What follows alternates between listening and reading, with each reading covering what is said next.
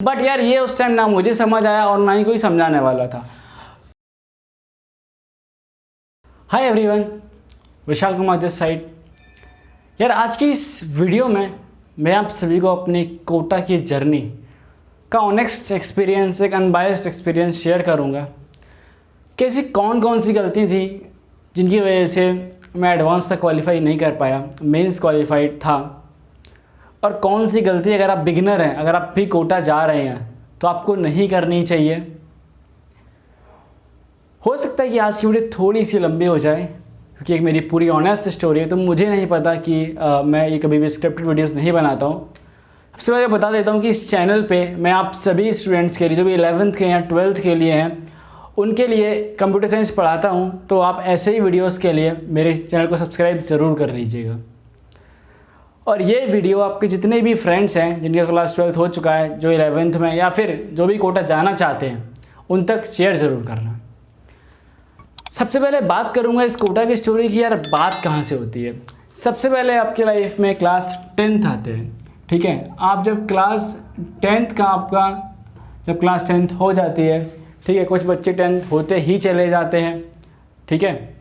अब मैं although dropper में गया था, बट फिर भी आपकी इस जर्नी को यहाँ से बताना शुरू करूँगा क्योंकि क्लास 10th का जब रिज़ल्ट आया तो क्या था कि मेरे टाइम पर CGPA वाइज चलता था, ठीक है।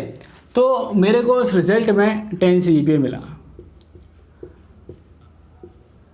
अब मेरी लाइफ यहाँ से किस तरह पलटी, वो एक यहाँ पे कई सारी चीज़ें आपके लाइफ में बहुत ज़्यादा इंपॉर्टेंट रोल प्ले करती हैं। था क्या यार कि जब 10th के बाद मेरा ड्रीम था कि मेरे को UPSC में जाना है, ओके, UPSC।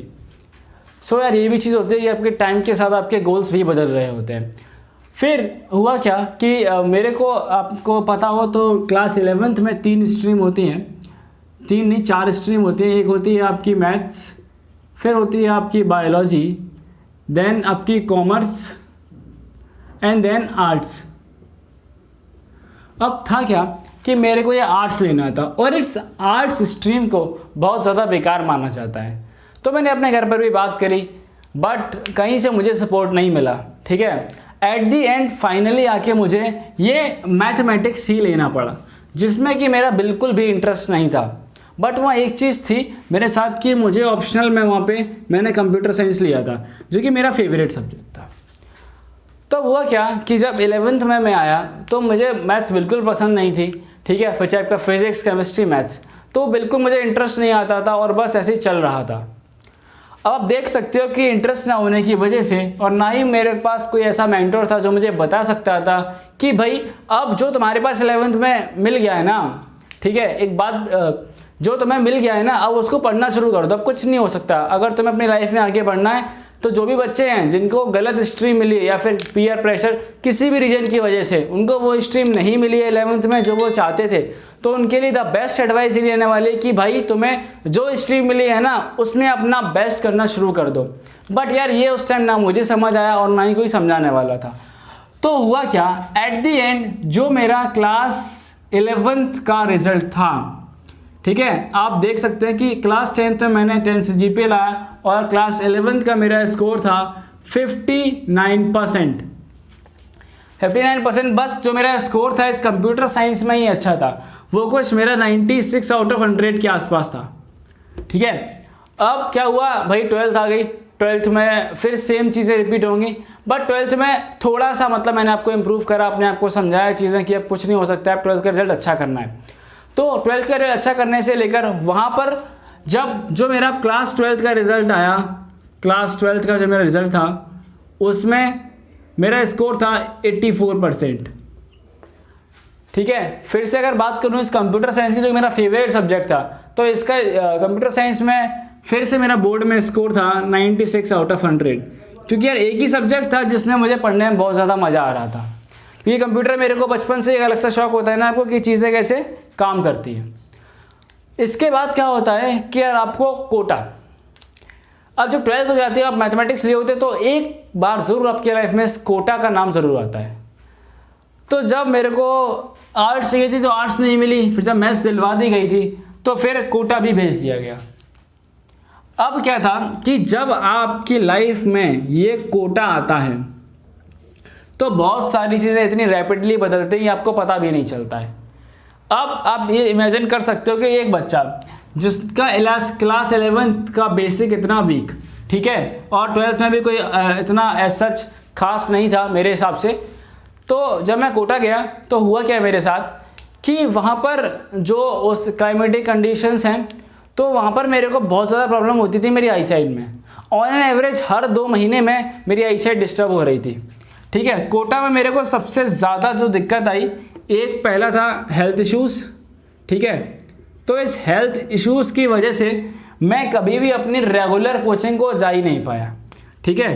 कभी मैं अपनी इस कोचिंग में रेगुलर रह ही नहीं पाया। ऑल्दो मैंने कोटा में जाकर मोशन को ज्वाइन किया था और वहाँ पर देखो एकेडमिक्स कितने इंपॉर्टेंट होते हैं आपके लाइफ में। वहाँ पर मुझे इस 10 CGP की वजह से उसकी फ़ीस पर 40% का ऑफ भी मिला था। अब हुआ क्या यार, जब मैं कोटा गया वहाँ पर तो फिर जब ये सारी चीज़ें हुई मेरे साथ, तो जब मेरा मेंस जब मैंने दिया तो मैंने सिर्फ मेंस क्वालिफाई किया था, ठीक है। फिर अभी अगर बात करूँ मैं इस थोड़ी जर्नी की भी कोटा में, जो जिसका टॉपिक जिसके लिए वीडियो बनाया मैंने आप सभी के लिए, तो यार कोटा में मैंने क्या क्या किया देखो, मुझे लगता था ना कि यार आप जितनी आप बुक्स खरीद लो ना वो ज़्यादा अच्छा है।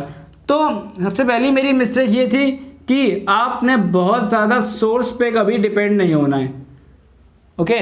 और आपको हमेशा खुद के नोट्स ही बनाने हैं। इसलिए हमेशा मैं बोलता हूँ कि आपको हमेशा अपने नोट्स से पढ़ना चाहिए, किसी दोस्त के नोट्स से कोई मतलब नहीं है, क्योंकि वो जो नोट्स बनाएगा वो अपने हिसाब से बनाएगा। तीसरी चीज़ क्या थी कि जब मैं अपने कोचिंग रेगुलरली अटेंड ही नहीं कर पा रहा था तो जो मेरी DBPs थी, ठीक है, जो मुझे DBP मिलती थी वो कभी एक सही तरीके से सॉल्व ही नहीं हो पाई। ये चीज़ भी इंपॉर्टेंट है। फिर क्या होता है ना, फिर एक टाइम के बाद आपको एक फेज़ आता है कि आप एक जो अट्रैक्शन होता है आपका उस टाइम पर वो भी आपकी लाइफ में आता है, डिस्ट्रैक्शन बेसिकली। तो आपकी लाइफ में कहीं ना कहीं जो डिस्ट्रैक्शन है वो भी आपको बहुत ज़्यादा दिक्कत देता है। तो मेरा एक सीधा सा रिकमेंडेशन है कि अगर आप भी कोटा जा रहे हो तो सबसे पहले अपनी लाइफ से डिस्ट्रैक्शंस को एलिमिनेट करो, ठीक है। अपने आप से कसम खाओ कि हाँ मुझे डिस्ट्रैक्ट नहीं होना है। देखो यार ऑल्दो डिस्ट्रैक्ट सब होते हैं, बट अपने आप को कंट्रोल करना है और अपने आप को इतने अच्छे से मैनेज करना है कि डिस्ट्रैक्शन की तरफ आप जाओ ही नहीं। अपने फोकस को इतना अच्छा करो। और आगे बताऊं तो जब मेंस का रिजल्ट आया, ठीक है, अभी तक मैं एक चीज़ बताता हूँ क्या था कि यार 12th तक जब मैं कोटा भी गया था तो मुझे ऐसा कोई IIT से इतना कोई वो नहीं थी, मुझे IIT ही जाना है, ठीक है। अंदर से जो आता है आपके अंदर से क्या मुझे IIT जाना है, ऐसा कुछ स्थान है क्या मुझे कहीं ना कहीं ज़बरदस्ती कोटा भेज दिया गया। फिर होता क्या है कि जब मेरा ये मेंस का रिजल्ट आता है, ठीक है, मेंस का, तो मेंस में यार बस क्वालिफाइड था, ठीक है। और कहीं ना कहीं मुझे JEE एडवांस के लिए मेरे JEE एडवांस तक के कंसेप्ट ही क्लियर नहीं थे पहली चीज़ तो। अब JEE एडवांस जब मैंने दिया तब भी मैं बहुत मज़े में JEE एडवांस देने गया था और मतलब कुछ भी करके आ गया मुझे नहीं पता, बस दे के चला आया। फिर हुआ क्या उसके बाद में, सबसे इम्पोर्टेंट चीज़, जिस दिन मेरा JEE एडवांस का रिज़ल्ट आया, ठीक है, मुझे पता था कि यार नहीं होगा, बट पता नहीं क्यों उस दिन के बाद से ये लगा ना कि लाइफ में बहुत कुछ खो दिया। कुछ ऐसा खो दिया यार जो कभी पैसे से ख़रीदा नहीं जा सकता। वो था मेरी लाइफ की सबसे बड़ी मिस्टेक, IIT का टैग। क्योंकि ये एक ऐसा इंडिया का कॉलेज है जो बेस्ट, इनको प्रीमियर इंस्टीट्यूट्स माना जाता है। वो सिर्फ आप एग्ज़ाम दे के ही उसमें पढ़ सकते हो। आप कितनी भी फीस के बेसिस से, मतलब कि पैसों के दम पर आप वहाँ नहीं जा सकते। आप पैसों से बस इस IIT के टैग को नहीं खरीद सकते हो, ये उसकी सबसे खास बात है। ऑल्दो IIT से काफ़ी चीज़ें बेनिफिट्स होते हैं वहाँ पर, उसकी बात कभी और वीडियो में करूँगा। लेकिन बस इतना बोलना चाहूँगा यार एट दी एंड कि अगर आप कोटा जा रहे हैं तो आपका जो मोटिव है, जो प्राइम मोटिव है, पहली चीज़ उसको हमेशा ध्यान में रखना है। और दूसरा यार, जाना तभी है आपको जब आपकी खुद की मर्जी हो, आप खुद वहाँ प्रिपेयर करना चाह रहे हो। क्योंकि वहाँ पे जाने के बाद जब मैं इस वाली स्टेट में आया कि मुझे IIT का टैग नहीं मिलेगा, अब क्या होगा, तो कहीं ना कहीं मेरे को बहुत सारी मेंटल हेल्थ की प्रॉब्लम हुई थी।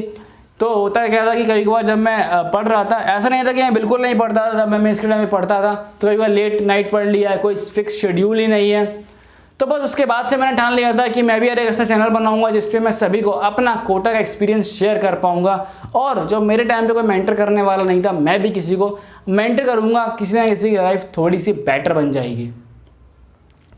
और यार लास्ट में एक और चीज़ बोलना चाहूँगा कि हमें क्या लगता है टीनेज में कि यार हमारे पेरेंट्स हमारा भला नहीं चाहते हैं।